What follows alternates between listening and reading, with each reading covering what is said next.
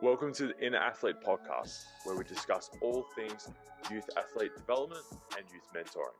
Welcome back to the Inner Athlete Podcast. I'm here with another special guest. We've got Alex Clark, and now Alex is a parent of one of the kids that train here, Euan, the big old 6'2", gangly thing. He's a very good baseball player, and he's a pitcher as well. And we're going to have a bit of a discussion about him, but also going to have a bit of a discussion about your perspective, how you've seen him develop from when he first started.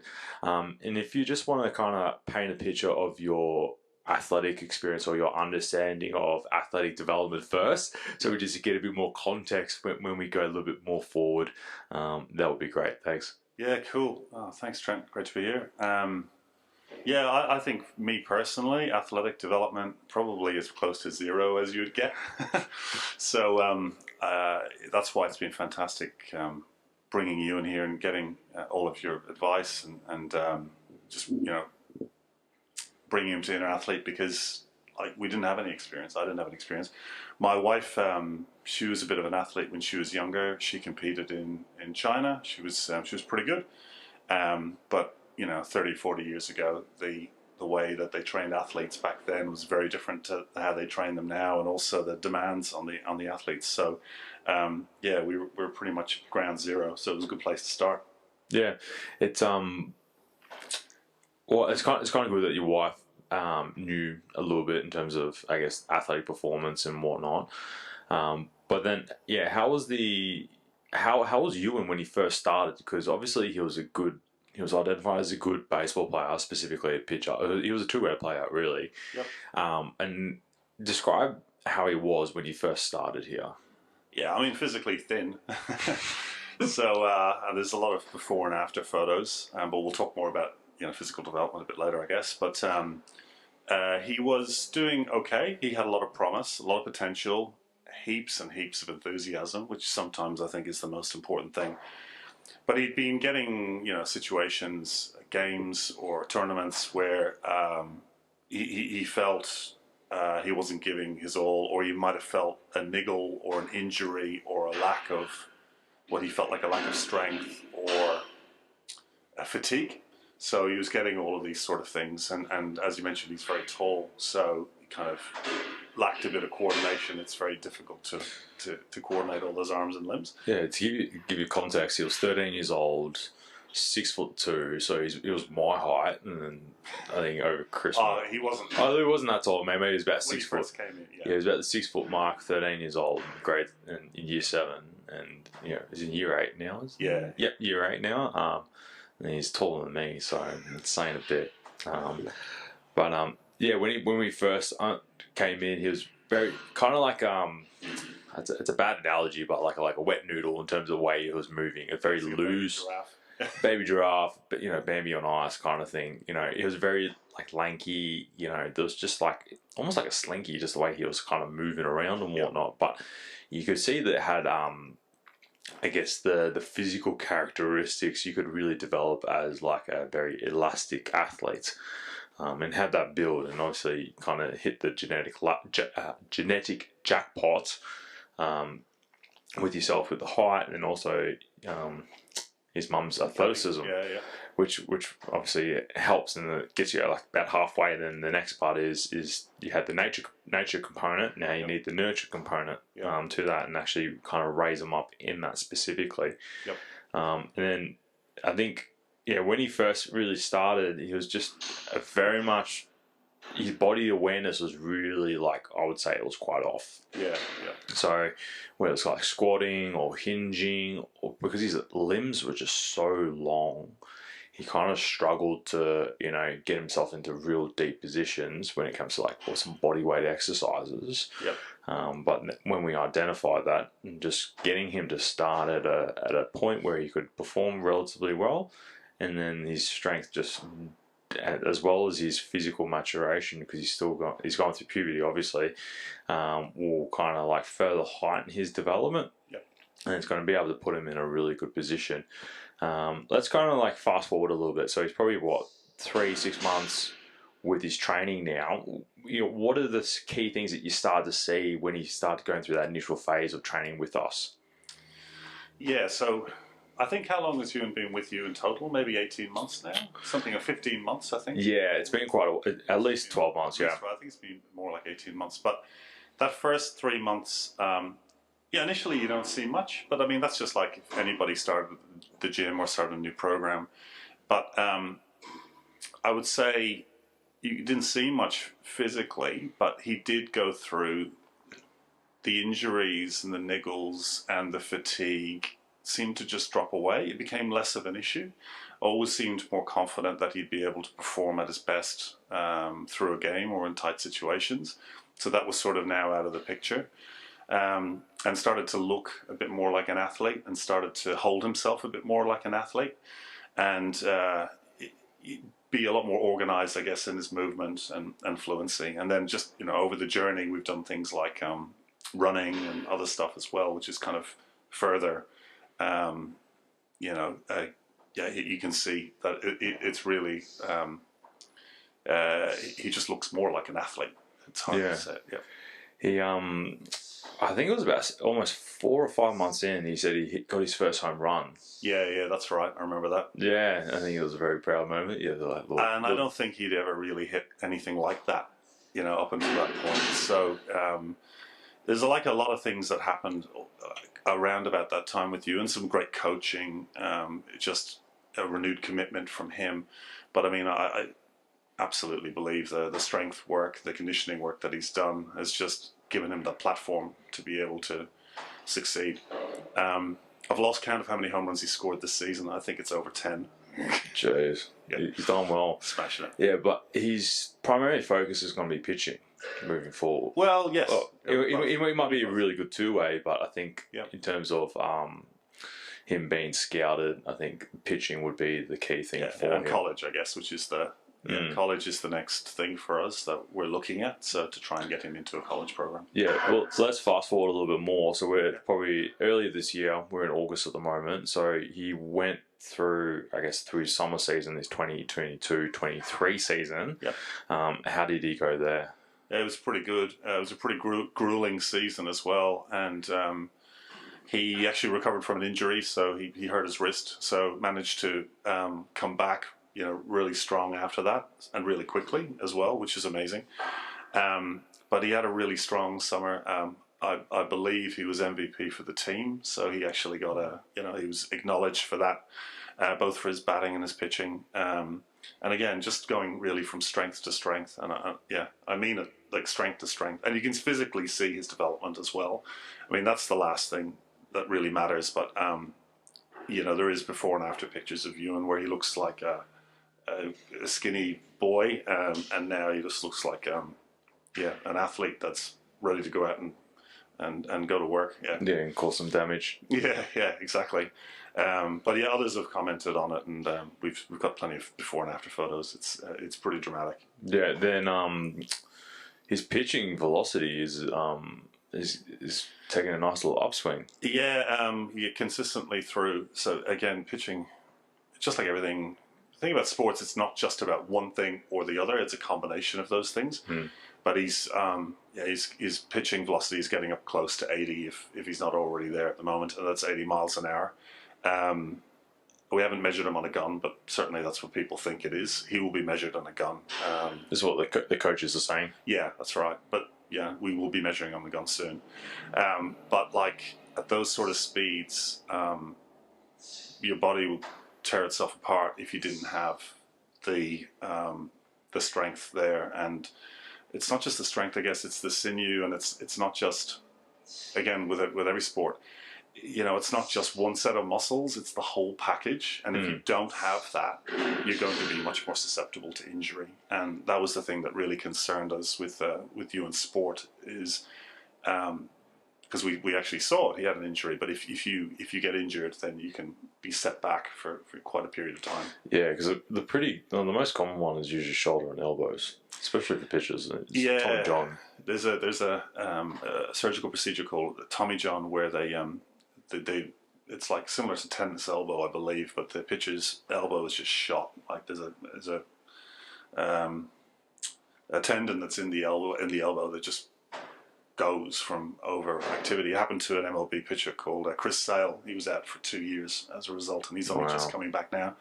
But they take a piece of tendon, I think, from either your Achilles or hamstring, I'm not sure, but then they actually graft it into your elbow. But again, it's just, that's not the sort of stuff we want Euan to be looking at, now or at any stage of his development. Regardless of how high he goes in this adventure of his, it's just injury is the thing that just kills you, and that's probably, I would say, the primary motivation where we started this program with yourself, is just to make sure that he has the condition and he has the strength and the platform that he can actually do these things with. It's so important. Yeah, he has gone from, I guess, from step to step, milestone to milestone within that. Because he trains here 2-3 times a week, and how often is he practicing? He would be, I think we joke about it, but Euan is doing something. If he's not training here, he's training on a field 7 days a week. Yeah, so it's a bit, I wouldn't say a full-time job, but it's definitely a part-time job. It's his commitment. It's not ours. We don't push him. He pulls us. So I am a professional Uber driver to take him to all his various locations to do this work. Yeah, it's unbelievable. You work off-site everywhere. yeah, that's right. Trent knows I do work quite a lot from my car in the car park here at IA. It's a permanent fixture.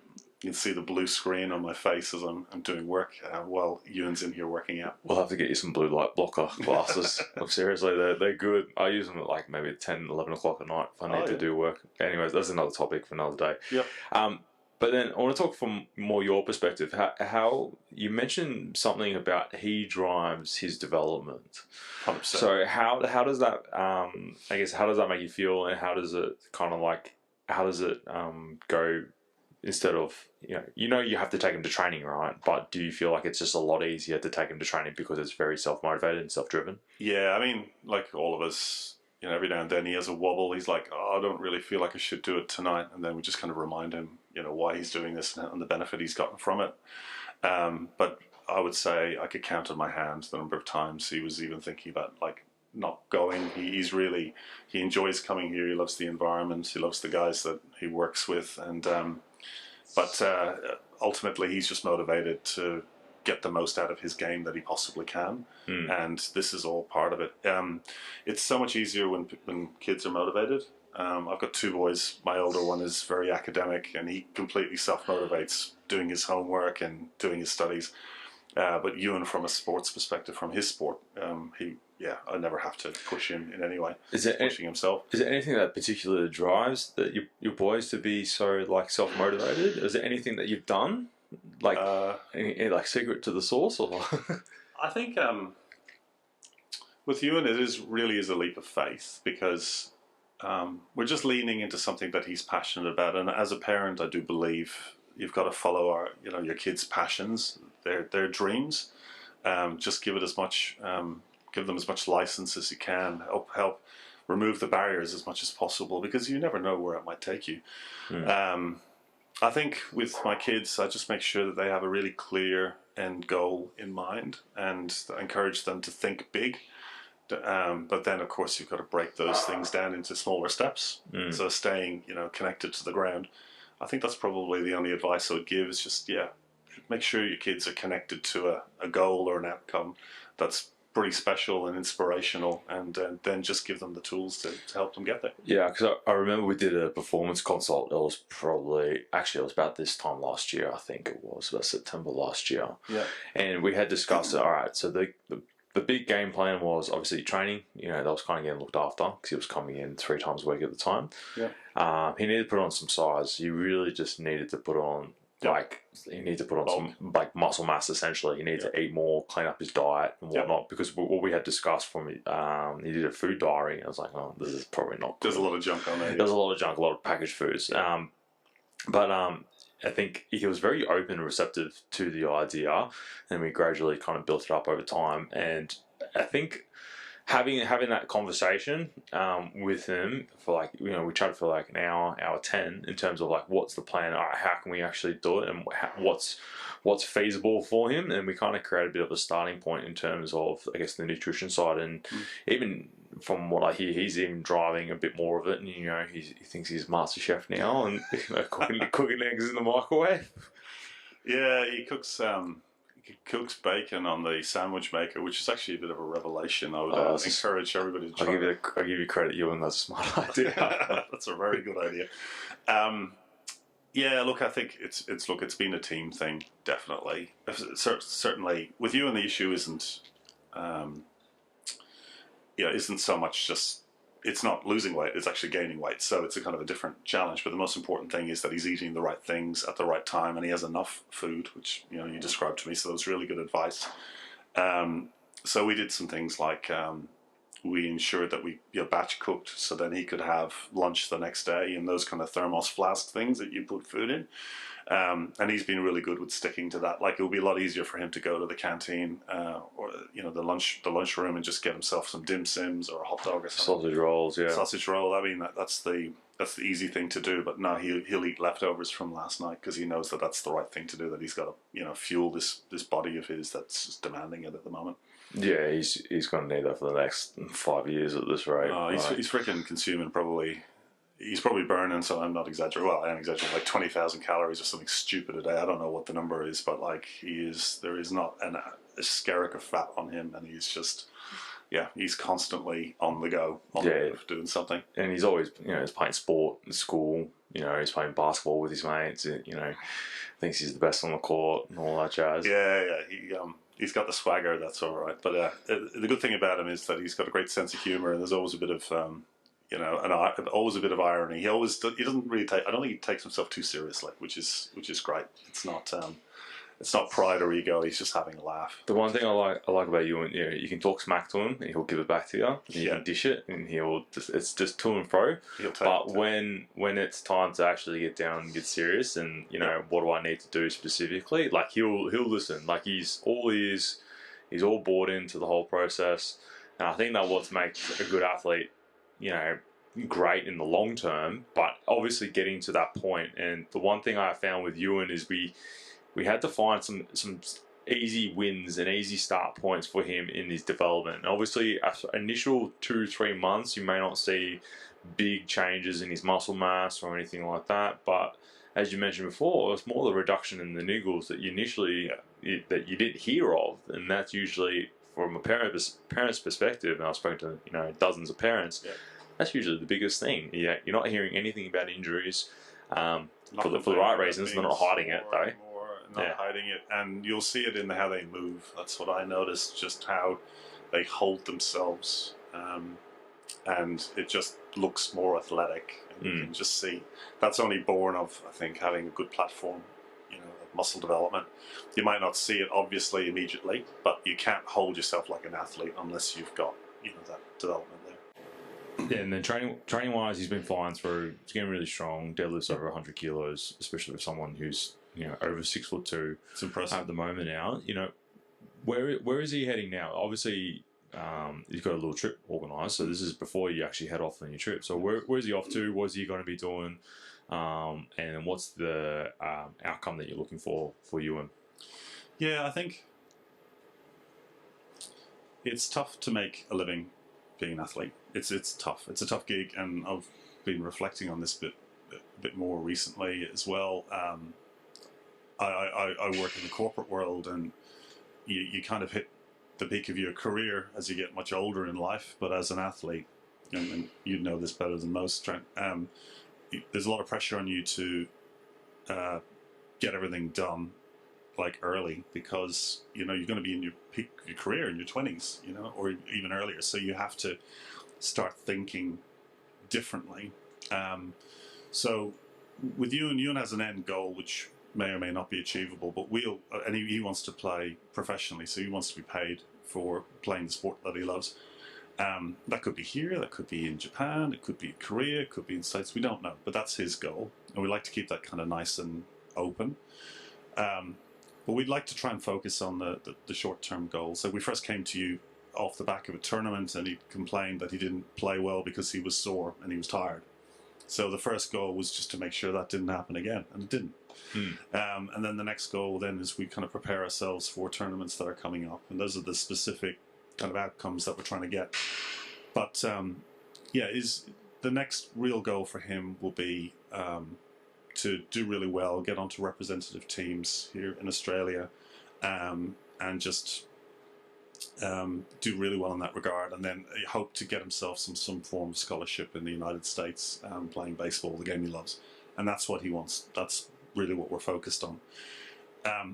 By doing all of those things, that then gives you the best possible shot you have at becoming a professional in the sport that you love. So I think sometimes people can get really too hung up on the very, very end outcome, the dream. You know, you've got to really think about what's next and how can we prepare ourselves and how can we do everything that we can to be really good at that next thing, whether it's a tournament or a season or you know, trying to get some sort of scholarship or trying to get onto a representative team. That's what you need to keep in mind. Yeah, because I like Euan because he focuses on really specific things that he needs to do for the next competition or next matchup that he has, or things he's been working on and training and things really for the focus on, because he understands it's like an ever-evolving jigsaw puzzle. And he's trying to find out what's the actual piece that he can fit in next with that. Because I think he's been working on his knuckleball, I believe. He's been working on his change-ups. Yes, he's been working on his change-ups quite a bit lately as well. Right. So add a bit more versatility. So he's a bit more, it's a lot more varied. Obviously, you know, he has a good fastball. His curveballs, he's got a curveball? He's got a curveball. Yeah. So you mentioned his curveball a few times to me. It's starting to improve a bit more. Yep.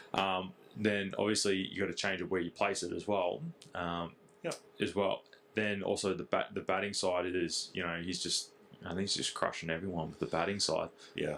It's an ever evolving skill. I don't know how much any of you guys know about baseball, but it's like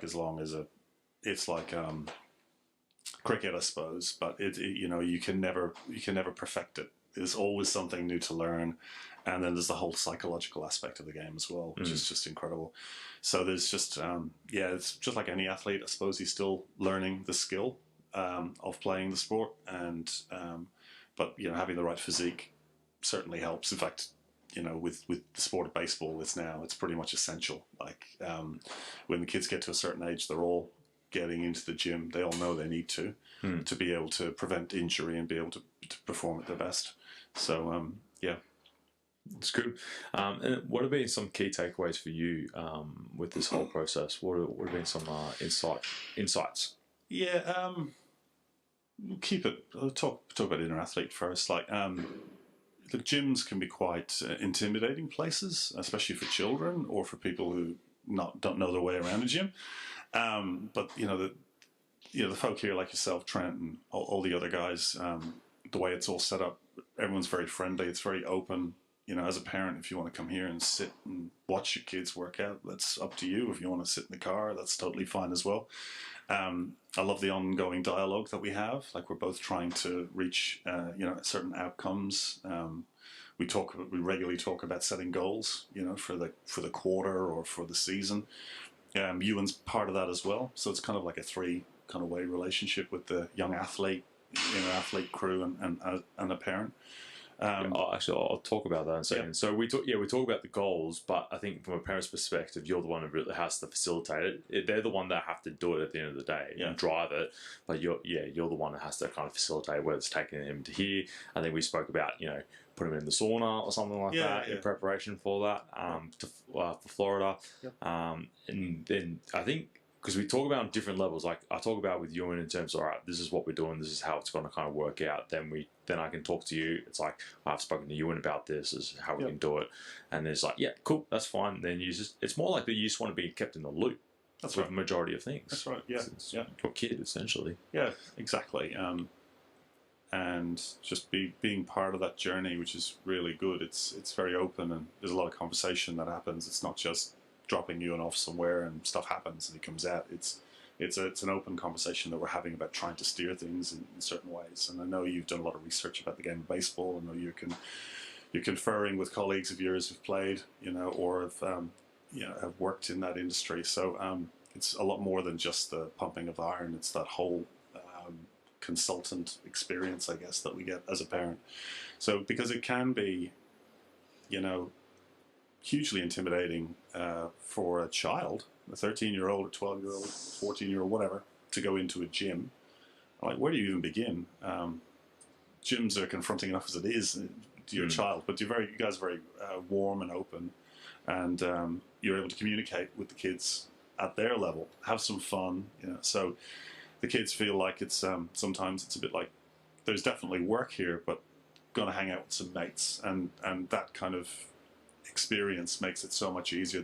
You don't get the pushback.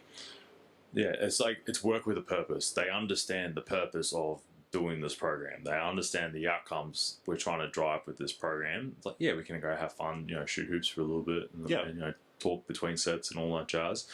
But when it really comes down to it, they've got to do the actual hard work. And from what I've seen from Euan, he's really bought into it, that process. But no, I really appreciate you taking the time out before you head off to Florida for some nice weather, some sunny weather. So we're looking forward to hear what Euan how Euan goes over in Florida, and then we just get back on the train when he comes back for the season as well. And yeah, and just to that point, I think about work and play. I think it's all of that dialogue and conversation that we're doing these things to try to get an outcome for you. Like we've introduced this new exercise, and maybe it's a bit tough at the start, but it's going to mean that you're less sore pulling up after a game, or you're stronger in this, or you're more stable in that. Like it's connecting it back to those outcomes, I think. And as I said before, like as an athlete, you have to mature, and you have to think more like this. Whereas I didn't really even know what the hell I wanted to do when I was 14. I had no idea what I wanted to do. So there was not. I think the whole process of preparing yourself physically and mentally, to perform, is so good, for younger people, because it's starting to get them thinking about their life and what they want to achieve, and not only trying to meet goals, but actually meeting them, and then seeing, success, and then taking that into the next objective. So. Yeah, celebrate the success, and all right, then we'll figure out what the plan is moving forward, what the next objective is along the journey as well. Cool. Thanks for coming down, taking the time out of your busy schedule.